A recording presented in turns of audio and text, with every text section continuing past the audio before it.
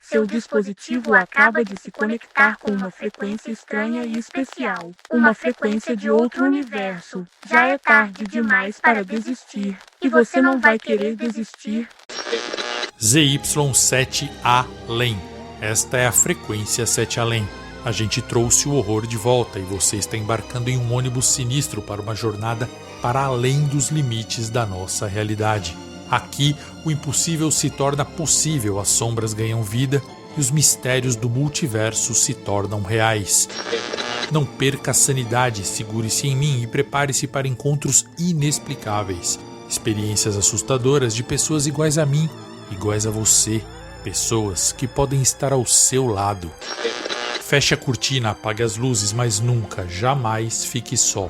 Eu sou Luciano Milici, seu anfitrião, amigo, guia e protetor nessa madrugada interdimensional. O cara que trouxe o universo paralelo para a festa. A partir desse momento, mundos se colidem, dimensões se sobrepõem, realidades se confundem e portais se abrem. Vem comigo e vamos atravessar juntos nessa madrugada para um local onde nada faz sentido e tudo pode acontecer. Fica comigo nessa madrugada porque aqui o horror vai rolar e vai rolar direto. Meu nome é Luciano Milici, bem-vindos à Frequência 7 Além.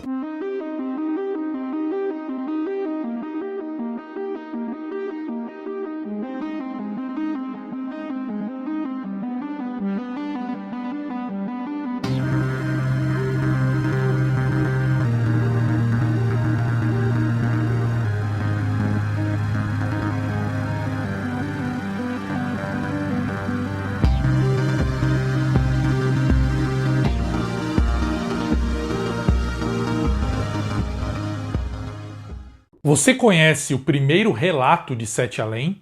O relato que deu origem a tudo? Então, atendendo a pedidos, vou contar hoje só pra você, que tal? Boa madrugada, cidadãs e cidadãos, boa madrugada, alminha. Você é membro ou inscrito antigo? Você é novo e caiu de paraquedas agora? Então, atendendo a muitos pedidos, eu vou finalmente contar o primeiro de todos os relatos, o relato do ônibus. Ah, Luciano, mas você já contou esse relato nas entrevistas de rádio e jornal, já contou nas lives aqui do canal também e outros canais grandes já contaram esse relato. Sim, pode ser, mas muita gente pede e eu acho que essa é uma grande oportunidade de contar o relato original, o relato que deu origem a tudo isso. Vamos lá? Vamos agora ao primeiro e mais importante relato de todos. Pega a pipoca, coloca o fone de ouvido, fecha os olhos e embarca comigo nessa aventura assustadora. Vamos lá! O ano era 1994. Os filmes do ano eram ótimos. O Sombra, Um Sonho de Liberdade, Street Fighter, Lobo com Jack Nicholson, Entrevista com o Vampiro, Dom Juan de Marco, Pulp Fiction, Três Formas de Amar, Quatro Casamentos e um Funeral, Assassinos por Natureza, Meu Primeiro Amor, O Balconista, Forrest Gump, Debi Lloyd, Ace Ventura, Os Flintstones, Os Batutinhas, Um Tira da Pesada 3, Rei Leão, entre outros. A gente via esses filmes em videolocadoras ou no cinema, geralmente no cinema, porque havia um atraso nas locadoras e na TV aberta. O Skank, naquela época, estava lançando o álbum Calango, com as músicas como Jack Tequila e É Proibido Fumar, Esmola, Te Ver, Pacato Cidadão e O Beijo e a Reza. Os Raimundos lançavam seu álbum de estreia, o Cidade Negra cantava Onde Você Mora, o Bon Jovi cantava Always, a Zélia Duncan cantava Catedral e tinha muito Kid Abelha, Soundgarden, Big Mountain, Madonna, Pretenders, Mariah Carey, Green Day, Pearl Jam, Roxette, R.E.M., Paralamas do Sucesso, Daniela Mercury, Stone Temple Pilots, Black Sabbath, Chico Science e Nação Zumbi e muitas outras coisas. O Chico Science tinha acabado de lançar o Da Lama ao Caos e o Brasil todo parecia estar em uma grande festa. O presidente da República na época era o Itamar Franco, ele era vice do Fernando Collor, que havia acabado de sofrer impeachment. Na TV, as novelas que bombavam era a regravação de A Viagem, Pátria Minha, Tropicaliente, 4x4, Éramos 6 no SBT e As Pupilas do Senhor Reitor também no SBT. Estreava na TV o Castelo Rá-Tim-Bum. A extinta TV Manchete estreava Cavaleiros do Zodíaco e começava a passar a primeira temporada de Friends. Nesse ano, o Brasil se despediu de Ayrton Senna e do comediante Mussum. Tivemos a Copa do Mundo nos Estados Unidos e o Brasil virou tetracampeão em cima da Itália nos pênaltis, depois de um jejum de 24 anos. Eu tinha 19 anos e nunca tinha visto o Brasil ser campeão, então foi demais. A minha vida nessa época era assim. Eu tinha 19 anos, como eu já falei, e fazia a melhor faculdade de propaganda e marketing da América Latina. Eu estava no segundo ano. Como eu trabalho desde os 16, eu estava muito agoniado de não poder trabalhar naquela época, porque os 2 primeiros anos daquele curso eram de manhã. Eu já tinha trabalhado em uma videolocadora, que era como chamávamos a Netflix da época, por um bom tempo. Desde o colegial, eu trabalhava e tinha feito promoção em supermercado vestido de ajudante da Mamãe Noel para uma empresa de vinhos no ano anterior. Mesmo assim, eu estava realmente, como eu falei, com agonia de não poder ganhar meu próprio dinheiro. Eu estava pagando a faculdade na época, que era cara, com uma grana que eu tinha juntado desses empregos que eu falei agora. E também eu tinha traduzido jogos de tabuleiro que vinham dos Estados Unidos e da Inglaterra. Meu pai era diretor de marketing de uma grande empresa de brinquedos muito famosa. E ele tinha arranjado uma maneira de eu tropicalizar esses jogos, regionalizar. A empresa trazia um protótipo da gringa e eu, com apenas 17 anos, criava a versão em português, com nomes e regras. Eu cheguei a traduzir também alguns RPGs. Essa grana guardada, junto com o apoio dos meus pais, me ajudou a pagar a faculdade na época, parte dela pelo menos. Bom, eu estava no meu terceiro namoro longo, já fazia uns 9 meses que eu estava com essa terceira namorada e eu também tocava em uma banda de rock. Eu saía com os meus amigos da rua, escrevia muito, eu passava as madrugadas escrevendo, mesmo entrando cedo na faculdade, eu ficava na sala de casa à noite, na mesa de jantar, escrevendo em muitos e muitos cadernos, enquanto eu assistia o Corujão da Rede Globo durante a semana. Eu morava no bairro do Ipiranga, em São Paulo, em um local chamado Vila Carioca. A faculdade ficava na Vila Mariana. Hoje as ruas mudaram bastante, mas naquela época havia várias maneiras de ir para casa, voltar da Vila Mariana. Eu cheguei até a voltar de carona um tempo com um amigo, que na verdade era um belo mão de vaca, porque ele me fazia pagar a gasolina e ainda não me deixava em casa, me deixava longe. Eu não sei se a consciência dele pesou ou se ele queria mais dinheiro, mas ele mesmo inventou uma desculpa que teria que passar em outros lugares para cancelar nossa parceria da carona. Então, eu tinha opções como ir a pé da faculdade até a estação Vila Mariana e lá pegar um ônibus para o Ipiranga. Dependendo do caminho, se eu passasse em outros lugares antes, eu acabava caindo na Avenida Domingos de Moraes, ainda meio distante da estação, o que me obrigava a andar um grande pedaço até a estação ou pegar um ônibus que fosse para lá. E que ônibus eu pegava? Bom, essa era a questão. Nesses dias que eu me perdia caminhando para os lados da Domingos de Moraes, no sentido Avenida Paulista, eu ficava a uma boa distância da estação, mas qualquer linha de ônibus me levaria até ela. Era praticamente uma única linha reta. Eu não precisava tomar o metrô na estação, mas podia acontecer de eu tomar raramente para ir até a estação Santa Cruz. Isso porque na estação Santa Cruz eu podia pegar um ônibus que me deixaria na rua de casa mesmo. Já na Vila Mariana, o ônibus que eu pegava era um tal de Sacomã. E eu ia até o Sacomã apenas e de lá eu tinha que caminhar até a minha casa ou pegar outro ônibus. Ou seja, era um prato cheio para eu ir observando as pessoas, os trajes, os gestos, as falas, para alimentar a minha veia literária. Eu também aproveitava o longo caminho para ler, ouvir rádio ou o meu Discman, que era como a gente chamava o Spotify na época. Então, durante a semana, eu saía da faculdade 1h mais ou menos, e aí, dependendo dos meus compromissos, pressa e do clima, se estava chovendo ou não, eu ia direto para a estação, ou fazia o caminho mais longo, esse caminho me levava para longe da estação. E como eu falei, eu podia pegar qualquer outro ônibus, o primeiro que passasse, pois todos levavam para um ponto da avenida onde eu facilmente chegava na estação. Não importava o nome, o número ou a cor do ônibus. Todos iam até o ponto da avenida em que eu desembarcava para entrar na estação.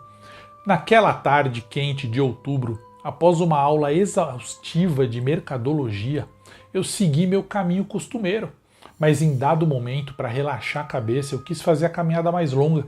Andei até a avenida, passei em algumas bancas de jornal, olhei as revistas 7 sobre cinema, os formatinhos da Marvel e então segui para o ponto de ônibus.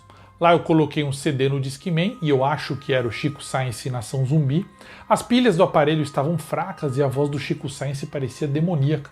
Por isso eu guardei o aparelho na mochila, peguei um livro. Naquela época, assim como hoje, eu lia demais. Sempre eu emendava um livro no outro. Desde que eu me alfabetizei eu faço isso, eu emendo um livro no outro. Por incrível que pareça, o caminho a pé levaria, a partir daquele ponto que eu estava, uns 20 minutos andando no sol. De ônibus eu podia chegar em 15 minutos ou até em meia hora se houvesse trânsito. Para formar um comparativo, se eu saísse da faculdade e fosse bonzinho direto para a estação, levaria 13 minutos ou menos, só para vocês terem uma ideia. Pouquíssimo tempo de espera depois, chegou finalmente um ônibus. Hoje eu posso dar certeza para vocês que, estranhamente, havia mais pessoas no ponto. Mas ninguém mais deu sinal, só eu. Ninguém embarcou comigo naquele ônibus, só eu. Por que será? Bom, eu dei sinal sem olhar o nome ou a cor ou a linha. Bastava entrar no ônibus. Na época, a cidade de São Paulo era lotada de coletivos da CMTC, Companhia Municipal de Transportes Coletivos. Invadi a frequência para te pedir um favorzinho de chocolate. Não se esqueça de curtir esse relato, se inscrever no nosso podcast, se inscrever também no nosso canal de YouTube e seguir a gente nas redes sociais. @oficial7além. Continue agora com o relato. Obrigadinha de morango. Eu embarquei sem olhar para nada, além dos degraus e das páginas do livro. Ninguém subiu comigo. Na época, embarcávamos por trás e eu entrei e procurei um banco. Havia um espaço vazio do lado direito, ao lado de uma mulher que estava sentada no assento da janela. Eu fui até lá e me sentei. Segui lendo algumas linhas do livro por cerca de alguns minutos, até que eu senti pela minha visão periférica que aquela mulher estava me olhando. Sabe quando você percebe os olhos de alguém te queimando? Antes que eu tomasse qualquer providência, ela me cutucou, chamando a minha atenção. Eu parei de ler, fechei meu livro e olhei para ela. Eu me lembro como se fosse hoje. Era uma mulher baixa, morena, cabelos escuros, um pouco acima do peso, com a feição muito séria. E ela me perguntou: "Você não vai para 7 além, vai?" Eu apertei os meus olhos, tentando entender o que ela tinha dito. Teria sido Santarém? Ela notou a minha confusão e insistiu: "Esse ônibus vai para 7 além, garoto. É melhor você descer." Eu ia perguntar para ela e ela falou novamente: "Desce, garoto." Eu sorri para ela, o nome 7 além havia ficado claro na minha cabeça, como se uma luz se acendesse. Olhei para todos os lados e todos, absolutamente todo mundo do ônibus estava me olhando bem sério. Uma outra mulher em pé, um pouco mais à frente, falou assim: "É, moço, vai e desce." Eu hesitei, pensei em levantar e descer, mas eu estava confuso. Nisso, um rapaz com uma pasta na mão, em pé perto da outra mulher, foi mais agressivo. Ele falou: "Desce aí, desce agora." Antes que eu perguntasse o que estava acontecendo, o cobrador do ônibus, que também me olhava, gritou assim para o motorista: "Vai descer." Nesse momento, o ônibus parou ali na hora. Ali não era exatamente um ponto, mas eu não liguei. Com todo mundo me olhando e mandando eu descer, eu nem quis saber. Eu fui em direção à porta que já estava aberta, as pessoas no corredor foram abrindo o caminho para mim. Eu passei, elas ficaram me olhando, me acompanhando com o olhar. Eu me lembro que elas eram bem estranhas. E foi então que eu desci do ônibus e me vi a alguma distância da estação. O ônibus virou à direita em uma rua que geralmente nenhum ônibus entrava. Foi um trajeto incomum. Enquanto seguia e virava, eu juro para vocês, os passageiros me observavam e cochichavam entre si. Dezenas de pensamentos me ocorreram naquele instante. Será que eu tinha entrado num ônibus particular? Não podia ser. Havia um cobrador, afinal de contas. Teriam me confundido com alguém? Será que o ônibus seguia para alguma empresa ou alguma reunião? Eu nunca soube. Voltei para casa meio febril naquele dia, não parava de pensar no acontecimento e na palavra 7 além, 7 além. Seria um bairro, uma cidade? Falei com meu pai, com a minha namorada, olhei no guia de ruas, que era como a gente chamava o Waze no século passado. Ninguém nunca soube me dizer o que aquele nome significava.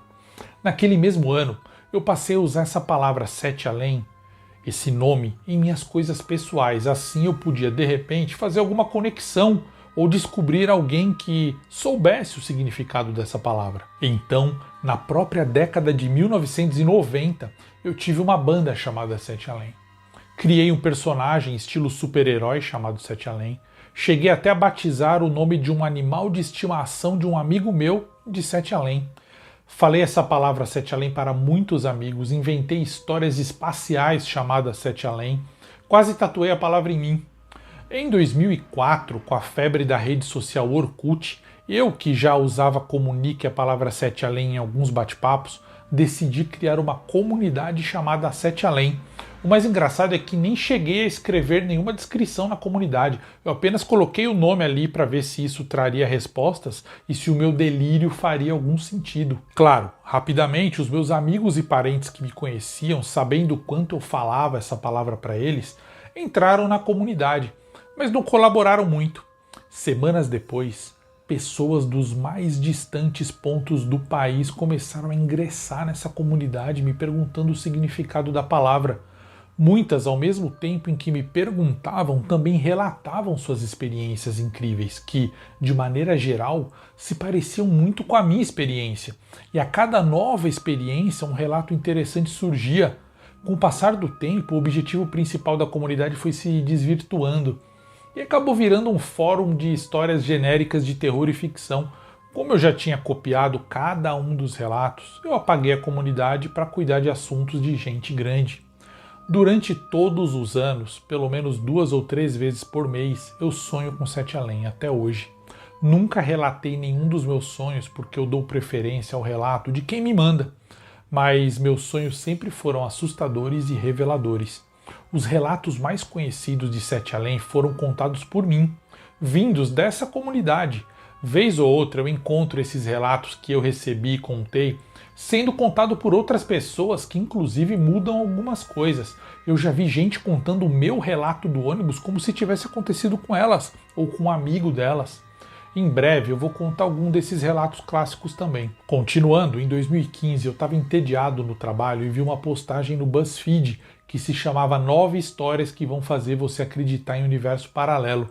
Eu li as histórias, já muito conhecidas como creepypastas da internet, e decidi deixar um simples comentário de um parágrafo de 5 linhas, contando esse meu relato do ônibus. Inexplicavelmente, comecei a receber centenas de notificações de pessoas de todo o Brasil e fora dele comentando sobre esse meu relato, elogiando, dizendo que já ouviu falar em Sete Além ou até contando um relato. Foi então que uma moça me chamou e disse que havia criado um grupo no Facebook para centralizarmos os relatos.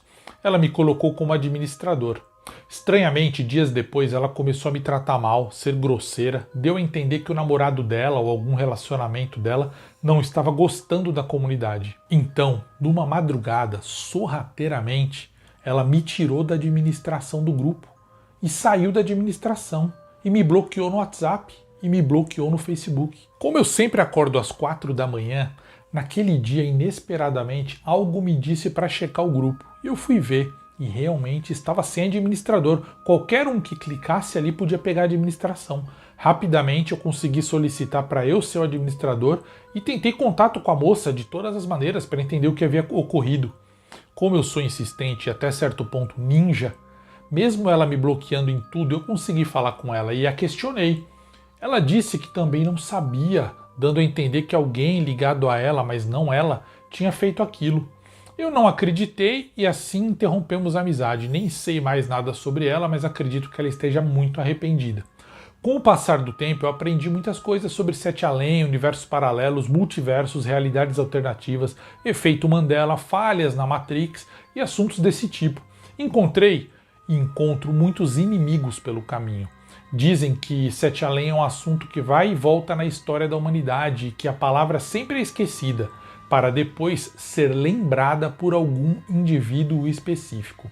Não sei se é verdade. Sei que muitos problemas inexplicáveis seguram para esse canal não crescer, o grupo de Facebook não aumentar, a página oficial de Sete Além não ganhar inscritos, o grupo e o canal de Telegram não crescerem. Até o TikTok é barrado, estranhamente.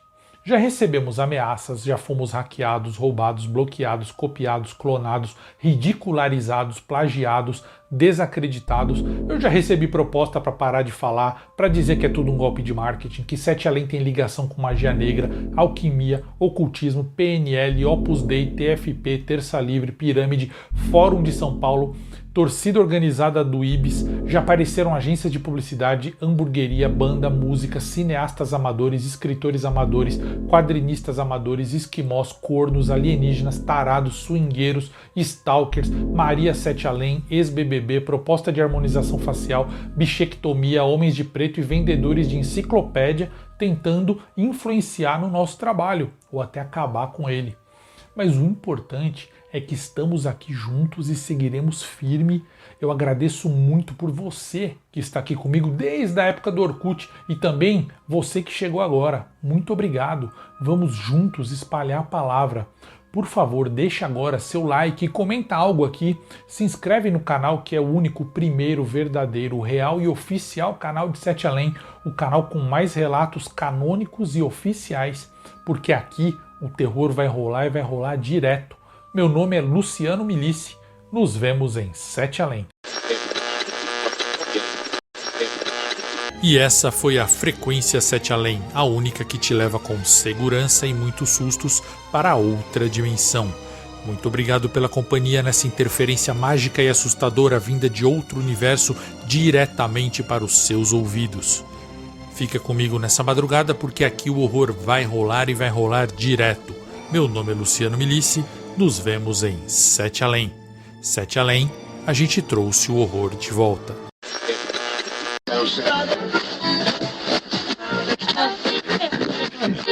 Desface agora a rede interdimensional de transmissão de relatos. Conseguimos desconectar seu aparelho, mas talvez algo tenha atravessado para o seu mundo. Fique agora com seus sonhos mais íntimos e pesadelos mais assustadores.